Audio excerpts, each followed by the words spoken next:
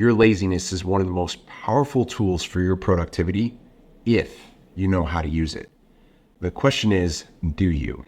Because for a long time, I know that I didn't. And frankly, it pisses me off how much time I wasted by not using this superpower that's built into our DNA. And so I wanted to share how I've learned how to maximize this gift that we've been treating as a liability.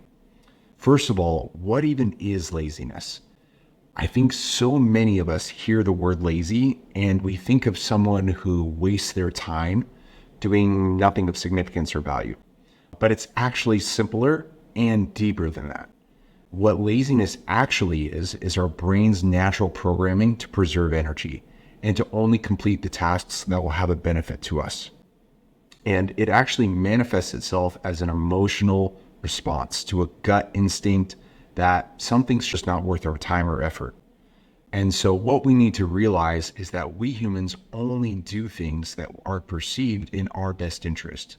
And if you can accept and work within that framework and that truth, then you will find that your life is not only less stressful, but you'll actually have it easier to build relationships with others, be more persuasive, and you'll actually become way more productive with your time. So how exactly are we going to take advantage of this pre-programmed element of our makeup and turn it into an asset? Let's talk first principles here for just a second. Human beings are organically wired for, well, a lot of things, but I would like to talk about 3 of them real quick. First of all, doing things that are only in our best interests. Second, preserving energy, and then avoiding pain. So first of all, just when it comes down to doing things that are in our own best interest, you just need to face it. Frankly, the human species would not have lasted very long if we weren't doing everything we could to get and stay ahead of the rest of the animal kingdom. And a lot of that has carried over into our modern society. And those interests can be complex and they're frequently changing. For example, when I was 15 and working for Chick-fil-A, I used to be thrilled to make $7.25 an hour and say, my pleasure all day. But now I wouldn't, because I know that I can make a whole lot more doing something I enjoy far more. And sometimes there are mixed interests. Like now I would be happy to help a friend design the landing page for their website for free, just because I enjoy design, marketing, care about the person. I want to see them succeed. And I know deep down that there's an intrinsic benefit, good feeling that comes from doing those things. And sometimes those mixed interests are conflicting. Like, do I want to pick up an extra shift and sacrifice one of my days off to help my boss out? No, not really.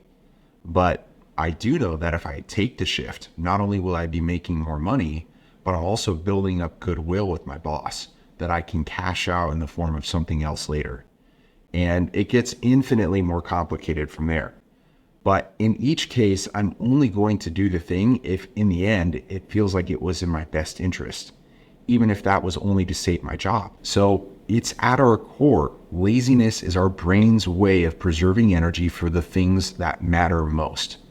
And our society of abundance is practically brand new when compared to the length of time it took for us to evolve to what we are now. And the other thing we need to keep in mind with our natural programming is our goal to avoid pain and danger.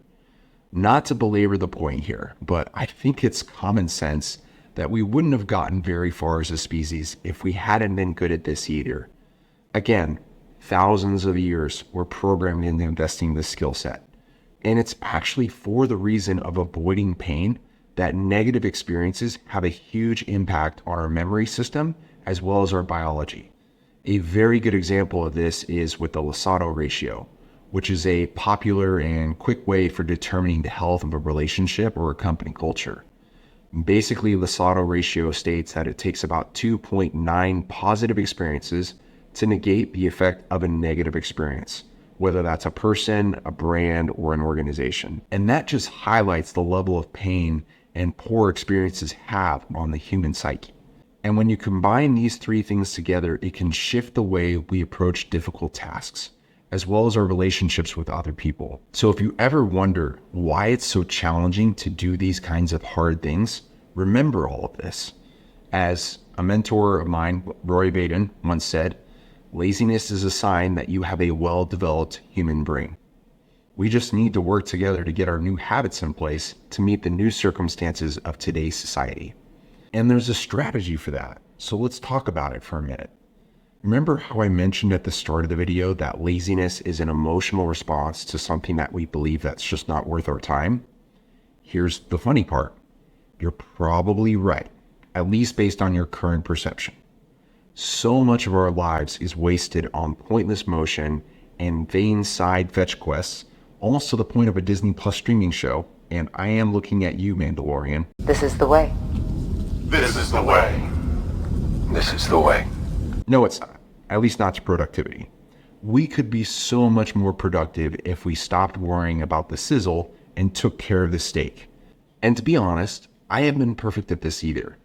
As I started my business, I was also fooled by the idea that you had to have a killer logo and a sweet catchphrase in order to establish a brand, or that you wanted to build an awesome website by hand in order to attract coaching clients, or that I needed to be a master accountant in order to make a sale and then send somebody an invoice. So when we feel that emotional response of laziness, we need to realize that it's actually there for a reason. That emotional reaction can be very helpful if we identify it in real time and understand its source. And now that we know why it comes to us, we need to know how to hit the pause button, analyze it, and determine the right course of action. So the first and possibly the hardest thing to do is to recognize when we are feeling lazy. So let me ask, do you know when you're most likely to feel lazy? Are there specific environments like late at night or when you're in your boss's office? Are there recurring scenarios where you catch yourself avoiding something you feel like you're supposed to be doing, like homework or going to the gym or starting that business venture? It's an awareness practice. And being able to catch yourself in those moments takes some work. Sometimes you catch yourself after the fact and you feel guilty for having pissed away a day. I know that's probably when I felt it the most in the past. And other times it's right as you get started in an avoidance pattern, like doom scrolling or watching Netflix. Other times for me, it's when I'm around certain people that I run into and now realize that they're my energy vampires. And to develop this muscle of catching yourself, I recommend 2 activities. The first is meditation. And while it's not the primary point of this video, it's been one of the most helpful practices I've gotten into, because at its core, meditation is about being present and in the moment. It actually enables you to recognize your thoughts as they happen in real time and then prevent yourself from repeating bad habits. And then the second one is journaling. Other times I need to get all my thoughts down on paper or on a screen to be able to organize them effectively. And by doing that alone, it can be incredibly creative, but in both cases, I'm able to pause in the moment of emotion and really question myself as to why I'm feeling and what is causing that emotion to surface. Now, the second step is going to be, of course, analyzing and labeling that emotion. What I've realized is that these emotional reactions and the resulting laziness are signaling to me that this is a task that's going to require significant investment. That's it. And it's up to me to determine if this investment is worth my time, or if there's an alternative approach that will get the job done easier. And as to whether it's worth your time or not, well, that's going to come down to your values, your goals, and those are all personal. But what I've learned the most is that this emotion of laziness is normally a signal that while this may be something worth my time, I may not be going about it the best way possible. And here's kind of what I mean by that. The fact is that you don't really need to do everything in order for you to be seen as a success or to get the result that you're looking for. Doing what matters most in certain fields or expertise, this is really where that third step piece is. And we have to understand that there are activities that are used more frequently or that generate more results than others. They have a greater means of return. And so there's more value in mastering those activities. So a basic example, in the game of basketball, there's a few core skills that every player is expected to pick up. Things like dribbling, passing, shooting the ball. Knowing these things is basically what makes up the physical element of the game of basketball. And depending on the player, there's going to be certain skills that are more valuable to them. Obviously, it's much more valuable for a smaller point guard to have incredible skill and efficiency in dribbling and passing and shooting the ball beyond the three-point line than it would be for a 7-foot center. But at the same time, that 7-foot center had better be very good at rebounding, dunking, and protecting the rim. It's just based on their different circumstances and skills. Now, that's not to say that the 7-foot center should not learn how to dribble and pass correctly. Like, those are still valuable skills that they need to have a decent grasp on. But since they don't make up the things that the center is likely to spend the bulk of their time doing, they will probably only need to reach about 80% in terms of a level of mastery of dribbling. So in order to maximize our productivity and the benefits of laziness, we need to take the time to define what are the things that are worth our attention, and then we need to course correct accordingly. And there's a principle that is very famous for helping us to identify what these things are. It's called Pareto's principle. It's named after the famous economist Vilfredo Pareto, who was one of the first to see the pattern that 80% of his results were coming from 20% of his work or his input.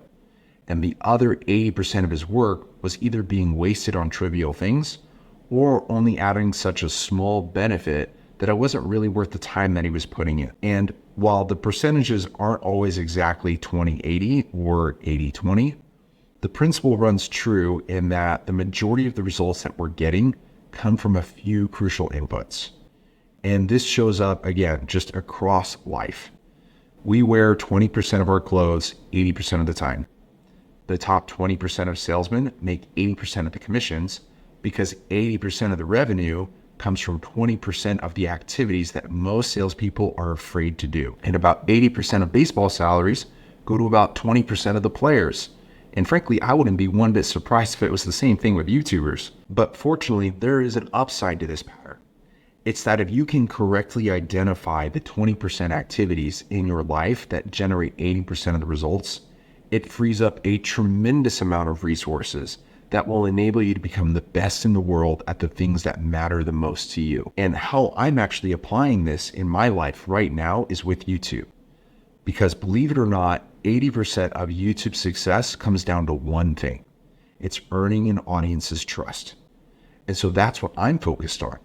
And to get that trust, you first have to get a click. So I know that if I can create an enticing thumbnail to get people's attention, as well as make a promise through the title of the video and validate that promise pretty quickly, I'll have started that process of earning trust. And if I can keep that cycle going through the end of the video and people watch the video to the end, that will signal to the algorithm that my content is good.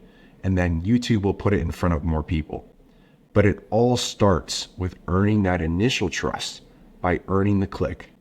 So making the thumbnail, creating the title, and filming and creating the right 30 to 40 seconds of the introduction of the video is only about 20% of the input, but it generates 80% of the results.